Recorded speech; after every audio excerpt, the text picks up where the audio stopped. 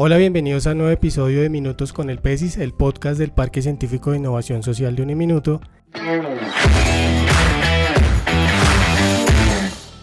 Y hoy nos encontramos con parte del equipo de Nexus, que es la oficina de transferencia de conocimientos y tecnología de Uniminuto, quienes nos van a contar un poco más acerca de cómo se desarrollan las patentes, cuál es ese trabajo investigativo que hay detrás de la metodología y cómo llegar a las 9 patentes que ya se han consolidado en este momento en Uniminuto a lo largo de la historia. Para ello estamos aquí con Alberto Chamorro, quien es el líder de la oficina, y con Andrés Javier Guevara, que también hace parte del equipo y que son los que principalmente están en todo este proceso durante el desarrollo de las patentes que hasta el momento se han dado en Uniminuto.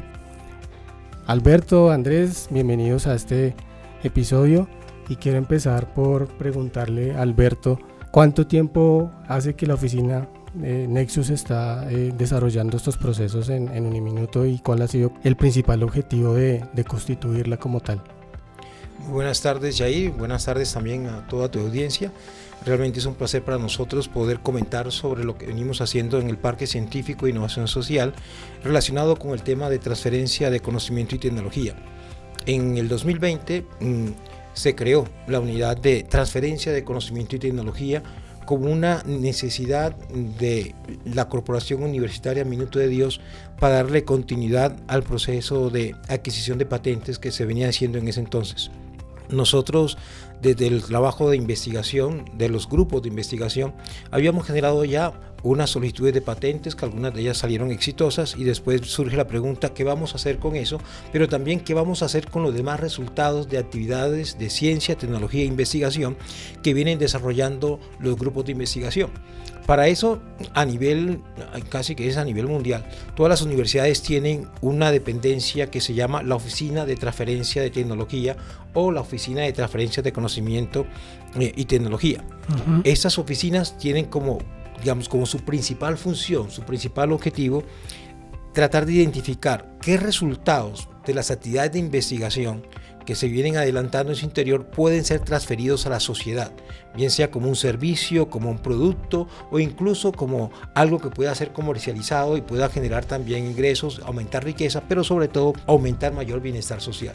Entonces, con esa finalidad se pensó en la subdirección de transferencia de conocimiento y tecnología, pero luego en el trabajo que venimos haciendo nosotros, registrando productos, tratando de identificar qué se requiere para que esos productos vayan mejorando en su tecnología, en sus acabados, lo que nosotros llamamos alistamiento, de tal forma que pueda ser aprovechados como un producto comercial. Pues esa es la tarea de la unidad nuestra, ver cómo podemos nosotros hilar y ayudar a que esos productos se perfeccionen y lleguen al mercado. Entonces, desde nuestra unidad empezamos a hacer ese acompañamiento. Entonces, el tema de patentes, el tema de alistamiento comercial, el tema de formar a las personas para que lleguen a ese nivel, generen ese tipo de productos, pero también cómo alistar y cómo comercializar los productos, cómo crear empresa. Entonces, todo eso lo decidimos nosotros meterlo como en un solo conjunto y hacerlo también más visible, y creamos este año Nexus.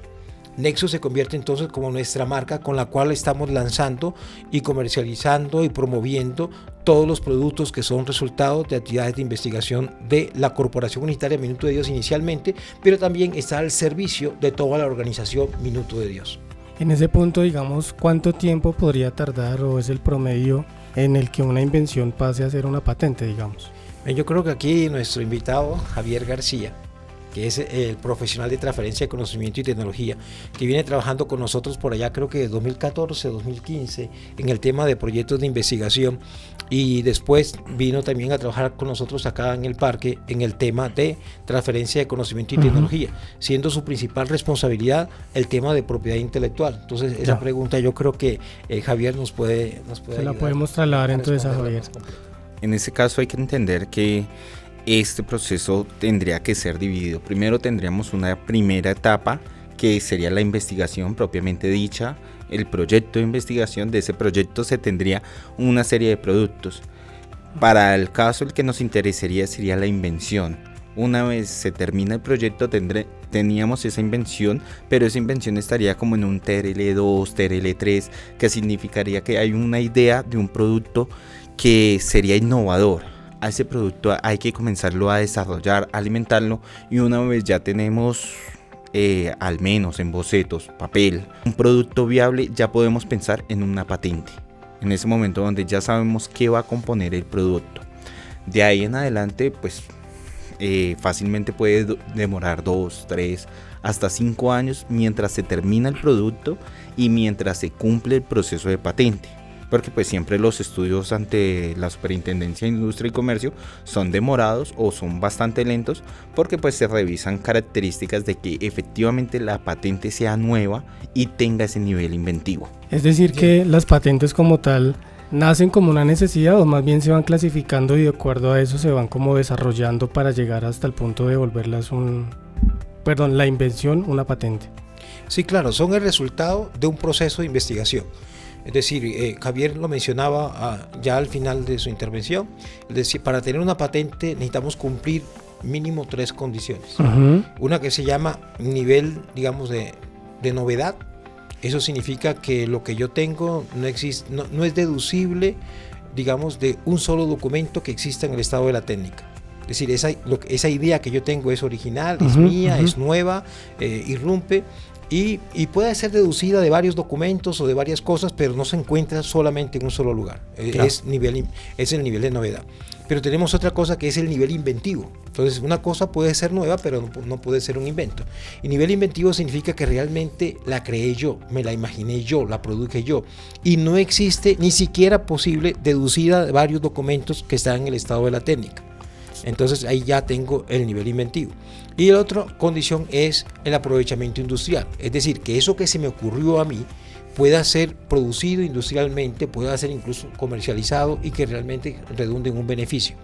Entonces, si se reúnen esas 3 condiciones, podríamos nosotros solicitar una patente.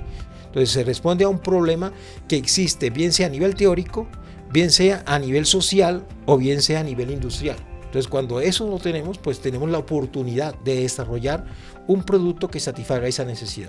Por lo general, cuando cuando se identifican esas innovaciones, el docente, el profesor lo hace, es decir, se piensa la idea y se empieza a crear la invención, o ustedes identifican en todo el listado de investigaciones que hay vigentes y dicen, venga, esta investigación que es sobre este tema puede aplicar para una patente, contactemos a la persona y hagamos el proceso. ¿Cómo es ese momento en el que ustedes identifican o ellos se postulan? ¿Cómo es ese tema? Hay 2 maneras como surgen, digamos, las invenciones, ¿no? Uh-huh. Una puede ser por iniciativa del investigador, uh-huh. ¿De acuerdo? Eso le llamamos technology push, es decir, es como a partir del desarrollo de la tecnología, o a partir de inquietudes que existen desde la academia, uh-huh. Surge un problema y entonces empiezan a mirar cómo le encuentran solución al problema. Okay. En el caso de las compañías es al revés, las compañías empiezan a mirar cómo de pronto generan un producto que satisfaga la necesidad del mercado. Entonces la inquietud surge desde el que va a crear el producto, ¿de acuerdo? La otra forma es la demanda del mercado. Entonces el mercado, que también se llama market pool, el mercado me genera a mí la inquietud. Es decir, yo hago como un análisis y veo el problema en la realidad, veo el problema de parte del consumidor. Y entonces yo hago encuestas, yo hago análisis, entonces de cualquier lado pueden salir los productos. Lo que sí debe tener claro cualquiera que desarrolle esto es hacer el estado de la técnica. Es decir, verificar que efectivamente que nos vamos a comprometer con desarrollar una solución nueva, que no exista antes, que sea retadora, que vaya más allá de las expectativas de todo el mundo. Eso es un trabajo que requiere un equipo, requiere investigación y requiere tiempo. Y es lo que se ha hecho precisamente con las 9 patentes que ya van, ¿no? 9 patentes que ya van, ¿no? Inventos que son nuevos, que claro. Además que le aportan a la sociedad. Cuéntenos un poquito sobre esas 9 patentes. No sé si Javier quisiera contar sobre alguna de ellas. Por ejemplo, las de Nobel. Realmente este proceso inició mucho antes, pues si bien la subdirección se forma en el 2020, La primera de las patentes se trabajó en el año 2017.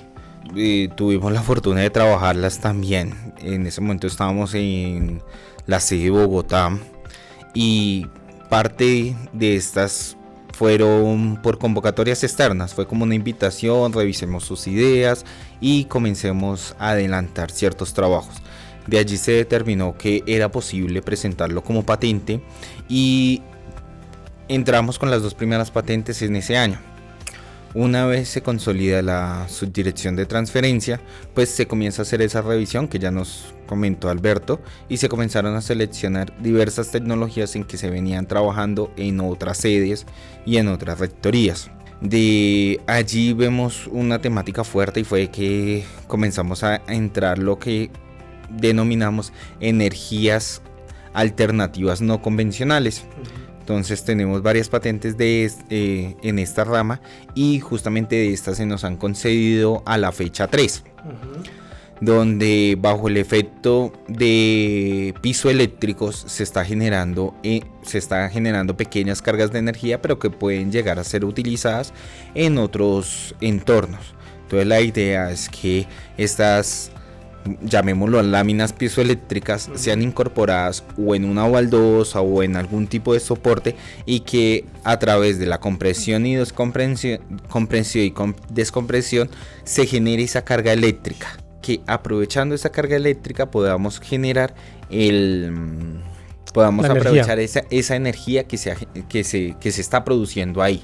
Entonces esto sería muy útil para parques, para estacionamientos, para senderos peatonales, donde pues tenemos un flujo constante tanto de personas como de vehículos y que uno sabe que el efecto puede ir produciendo. En ese caso lo que se vería es como para, si se coloca digamos en la calle donde hay carros, podría generar la misma energía para los semáforos, para los postes de luz. Ese tipo de uso se le podría dar, por ejemplo, no más para la sociedad. Hablando de los piezoeléctricos, ¿no? Sí, claro. Es interesante el tema que trae a colación Javier como ejemplo, que es el tema de las cerámicas piezoeléctricas. Resulta que, y para ilustrar cómo se procede con esto de las patentes, o cómo se genera mejor las patentes. Entonces resulta que no hay que confundir, digamos, también la patente con la teoría que está detrás. O sea, existe siempre una teoría que explica un hecho físico, un hecho natural, es un hecho que podemos de pronto reproducir en laboratorios, es una teoría que lo explica. Pero el hecho de que tengamos acceso a la teoría no significa que conozcamos cómo funciona en la práctica o cómo se opera o se manipula la teoría. Entonces, si uno mira, el efecto piezoeléctrico fue descubierto hace mucho rato. Entonces, seguramente van a decir, eso de piezoeléctrico ya existía, eso no es nada nuevo, eso tal cosa. Sí, claro, existía hace mucho rato. Y las cerámicas piezoeléctricas también existían hace mucho rato. ¿De acuerdo? Entonces uno dice, bueno, ¿y cómo logra uno sacar una patente de algo que ya todo el mundo conoce, que ya sabe? Pues el caso también es muy anecdótico porque el profesor Nobel cuenta que alguna vez visitaron... Profesor Nobel, haciendo un paréntesis, es el inventor, ¿no? Nobel Castellanos. Sí, correcto, gracias. El inventor de las cerámicas piezoeléctricas libres de plomo de 1 minuto es el profesor Nobel Castellanos, claro que sí. Entonces él cuenta la anécdota que alguna vez estuvieron en el laboratorio del profesor Reynolds, en una especie de charla, de encuentro. El doctor Reynolds es el inventor del marcapaso. Ya. Sí. Entonces el doctor Reynolds estaba conversando con ellos, pues él les explicó la teoría de las láminas piezoeléctricas. Entonces él pensaba que eso podía funcionar, sobre todo para hacerle seguimiento a las ballenas y que podía resolver una cantidad de problemas. Y allí vienen las cosas que Javier estaba ilustrando ahorita. Entonces una cosa es la teoría, ¿listo? Entonces una vez tenemos la teoría dice que es posible generar energía a partir de la comprensión y descomprensión de ciertos materiales que son sometidas a ciertas tensiones físicos y químicas, listo. Y después eso se hace con la mezcla de algunos materiales, entre ellos lleva el plomo, ya eso existe. El invento del profesor Nobel, en el caso de 1 minuto, es su primera patente, es que están libres de plomo. ¿De acuerdo? La mezcla está libre de plomo. Entonces, como todos sabemos, el plomo es contaminante. Entonces vamos a tener unas cerámicas piezoeléctricas que son libres de plomo. Más sostenibles. En la cuestión de la teoría tenemos muchas cosas hipotéticas y ahí es donde empezamos a lucubrar. Entonces decimos, así como el profesor Reynolds le conversó en su presentación, les decía a los profesores de Uniminuto que estuvieron con él en aquella época, con las láminas piezoeléctricas las podemos colocar en las botas de los militares. Y los militares a veces caminan kilómetros y kilómetros en un día. Entonces imagina que podamos recoger esa energía y esa energía podamos tal cosa lo demás. Claro, o sea, cuando ellos pisan, comprimen, cuando levantan el pie, descomprimen la cerámica. Entonces imagínense lo que podríamos hacer. Entonces también decimos, imagínense lo que podríamos hacer si colocamos esas cerámicas en una autopista. Podemos recoger toda la energía que liberan los carros. Claro. Imagínense lo que podríamos hacer en una línea férrea, cuando pasa un tren, cuando toda esa energía que se libera, claro, entonces uno empieza a decir, se puede, genial, y todo el mundo se emociona. Pero resulta que en la práctica tenemos algunas dificultades. Claro. Entonces las dificultades es que, como también lo mencionó Javier, lo que allí se libera son microvoltios. O sea, la energía no es suficiente que se genera allí para usarla en algo concreto. Ya. Y ahí es donde vienen los problemas. Y ahí hay un problema que seguramente anima a los científicos. Bueno, ¿cómo condensar la energía? O sea, ¿cómo resolver ese problema? O sea, listo. Por ejemplo, cuando la lámina, la cerámica, que fue el primer ejercicio que se hizo también acá con el profesor Nobel, se comprime, la energía sale del ser disparada para todas las direcciones. Entonces, en un segundo desarrollo, que también está en proceso de patente, se trató de que esa energía que se libera sea unidireccional y que se pudiera recuperar toda, porque es como de pronto lanzar una piedra en el agua, se genera una onda y se pierde. Claro. Entonces imagínate que pueda lanzar la piedra y salir una línea así con mayor fuerza que concentre toda la energía. Entonces esa es una de las cosas, uno de los retos. ¿Se puede hacer? ¿Lo podríamos hacer? Y se está trabajando. Correcto, se está trabajando en eso. Entonces resulta que las soluciones que se plantean es, bueno, ¿cómo podemos recuperar esa energía? Y después, ¿cómo la podemos usar? Porque resulta que son microvoltios, entonces eso no alcanza para encender las luces, eso no alcanza para, porque se soñaba, no, con eso podemos entonces iluminar las calles. Y si alguien mira y busca efecto piezoeléctrico, posibles usos, van a encontrar, que podemos iluminar las calles con láminas piezoeléctricas. Todavía no se puede. O sea, hay mucha gente trabajando en cómo recuperar al máximo y cómo optimizar y recuperar esa energía. De hecho, aquí hicimos experimentos en Bogotá, en la sede presencial de Uniminuto, de colocar unos tapetes para recoger la energía en los parqueaderos, para recoger la energía que liberaban los carros. La energía era enviada a una batería, la batería se cargaba y luego que se cargaba, pues prendía un bombillo. Eso, como pueden ver, son experimentos. Nuestro sueño y nuestro reto, en el cual estamos trabajando actualmente, es colocar por lo menos unas cuatro baldosas o 2 metros cuadrados de baldosa, colocar las láminas debajo de las baldosas, que la gente pueda caminar sobre eso y ver cuánta energía podemos nosotros realmente generar y recoger, las dos cosas. Y reutilizar. Un ejercicio parecido se viene haciendo en Inglaterra, hay una compañía, Pavegen, que viene haciéndolo, pero también está igual que nosotros, es decir, está generando energía, está tal cosa, pero todavía no está al punto de la industrialización de esa energía, es decir, que pueda ser usada masivamente, que realmente sea una fuente segura, que estamos en el proceso de la transición, lo que hablábamos ahorita. Una cosa es el invento y otra cosa cómo industrializamos, cómo comercializamos y cómo masificamos eso. Estamos en el nacimiento de una nueva tecnología. Nosotros nos tomamos en serio el tema en Uniminuto de generar nuevo conocimiento, porque lo importante de una patente para nosotros, académicamente hablando, es que la patente, cuando uno la solicita, entonces hay la oficina que nos concede la patente, hace un examen. El examen consiste en mirar que realmente sea novedoso, que realmente tenga nivel inventivo y que realmente se pueda aprovechar industrialmente. Pero ese examen no solamente es a nivel nacional, es a nivel internacional. Entonces, y como esas solicitudes tienen de base una investigación científica, un proceso por lo menos de trabajo, entonces estamos casi que retando, no, estamos completamente retándonos, completamente retándonos. Realmente somos capaces de producir algo nuevo basado en el conocimiento que tenemos y que estamos usando. Entonces, cuando nos presentamos a eso, para mí me emociona porque es retador. Es tomarnos en serio que las universidades en Colombia están generando nuevo conocimiento. Entonces, cuando le dan una patente, la patente la publican a nivel nacional e internacional. Mire, Julianito de tal soltó una patente sobre esto, ¿alguien tiene algo que objetar?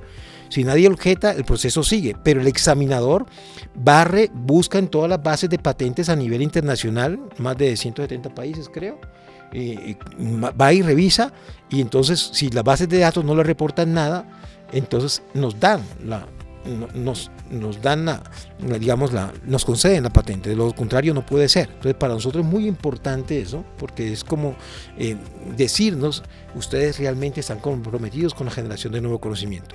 Entonces en esa línea Uniminuto ha hecho 35 solicitudes de patentes que se han llevado a la Superintendencia de Industria y Comercio. ¿Eso es en su historia o en este año? En nuestra historia. Ya. Y que están allí. De esas 35, 9 han sido concedidas.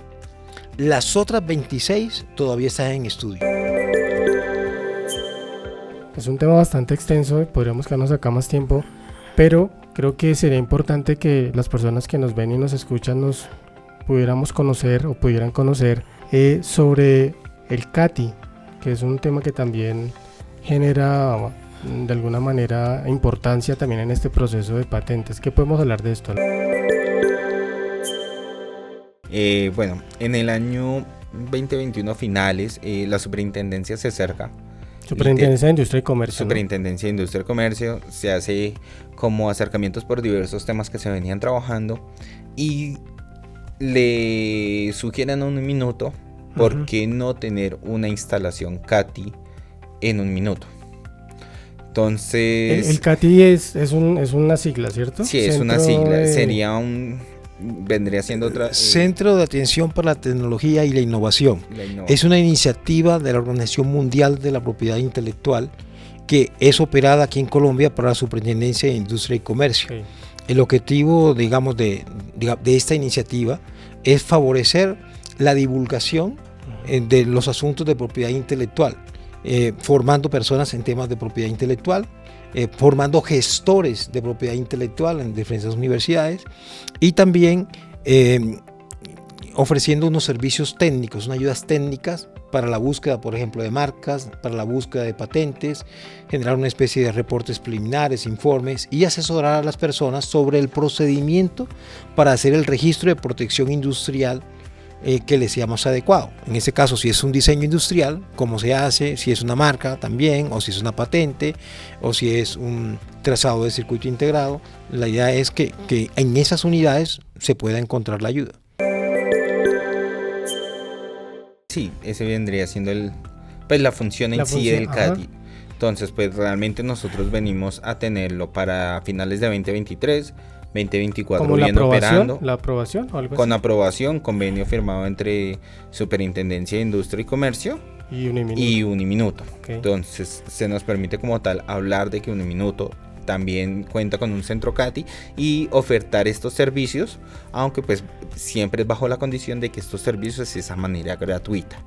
Y que sobre todo se vean beneficiados estudiantes y docentes y por qué no, público en general, pero pues dado que somos institución de educación superior, pues nuestros principales actores serían docentes y estudiantes. Y actualmente el CATI ya está, sabemos que está el convenio, pero está, digamos, teniendo alguna función activa. ¿O sí, en este momento está operando. Estamos haciendo charlas de difusión de esta información en las diferentes rectorías. Igualmente se ha montado un equipo o hemos establecido un equipo para que se pueda dar esta atención, equipo que también se está formando en este momento. Entonces tendríamos presencia en Bello, Bucaramanga, Villavicencio y Bogotá. En los centros universitarios. En esos centros en esas ciudades y en los centros universitarios que tiene Uniminuto en esas ciudades. O sea, allí habría esa posibilidad de que las personas tengan esa asesoría, ese acompañamiento y puedan aplicar a los temas de diseño, de registro, de acompañamiento y demás. Exacto. Sí. Es como la oportunidad también de apalancar esos procesos y que no se queden solamente en lo que podría ser Nexus, sino que ya va un poco más allá también, ¿no? ¿O se complementan de alguna manera? Sí, claro, porque digamos, el CATI es un servicio de asesoría. Sí. Mientras que Nexus brinda el servicio real, digámoslo así. Si alguien quiere registrar una marca, pues nosotros le explicamos en el CATI qué es la marca, cómo funciona, qué requisitos, las condiciones para el diseño, lo demás. Incluso podemos adelantar algo de un estudio preliminar. Pero si quiere ya un estudio cercano y si quiere ya hacer el registro de la marca, cosa que no ofrece el CATI, lo hacemos a través de Nexus. De hecho, tenemos una experiencia muy interesante. Del año pasado y parte de este año trabajamos con InnovaRegión. InnovaRegión es una unidad del Parque Científico de Innovación Social que viene acompañando o tiene programas de acompañamiento para emprendedores.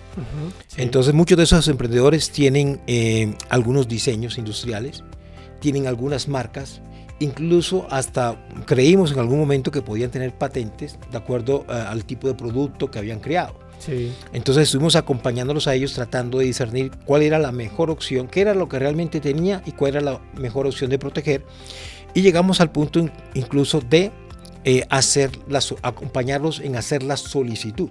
Eso por un lado, pero también es importante decirles que si bien es cierto que la negociación del CATI con la Superintendencia de Industria y Comercio y el convenio se realizó aquí en Bogotá, queremos decirle que todos los estudiantes de Uniminuto, todos los profesores de Uniminuto pueden consultar los servicios del CATI en sus respectivas sedes. Tenemos gestores del CATI en Santander, en Bucaramanga, tenemos gestor en Villavicencio, toda la Rectoría Oriente tiene su gestor de CATI, tenemos gestor de CATI en Caribe, tenemos gestor de CATI también en la zona centro-sur, y si no, pueden contactarnos directamente a nosotros en Bogotá. Entonces nos contactan al correo de andres.garcia@uniminuto.edu y desde allí hacer la consulta. Mire, yo creo que yo me estoy interesado, por ejemplo, yo soy egresado de Uniminuto, soy estudiante de Uniminuto, soy profesor de Uniminuto, estoy comercializando un producto, tengo una marca, quiero registrar mi marca, ¿ustedes cómo me pueden ayudar? Y ahí podemos empezar la conversación. O yo soy investigador de Uniminuto, estamos desarrollando un proyecto, creemos que podemos patentar, ¿cómo ustedes nos pueden ayudar? Alberto, Andrés, muchas gracias por haber compartido algo de lo que se hace desde Nexus. Sabemos que son muchos temas y que sobre todo todos tienen un impacto no solamente a nivel interno en la universidad, sino también obviamente hacia la sociedad, hacia las comunidades, en los territorios donde principalmente van a de alguna manera aprovecharse estos inventos, estas invenciones, estas patentes. Y bueno, también importante conocer el tema del CATI, porque seguramente muchas personas, como lo decían, tendrán alguna idea o algo y seguramente no conocen muy bien cómo protegerse y cómo tener más seguro ese producto o ese servicio.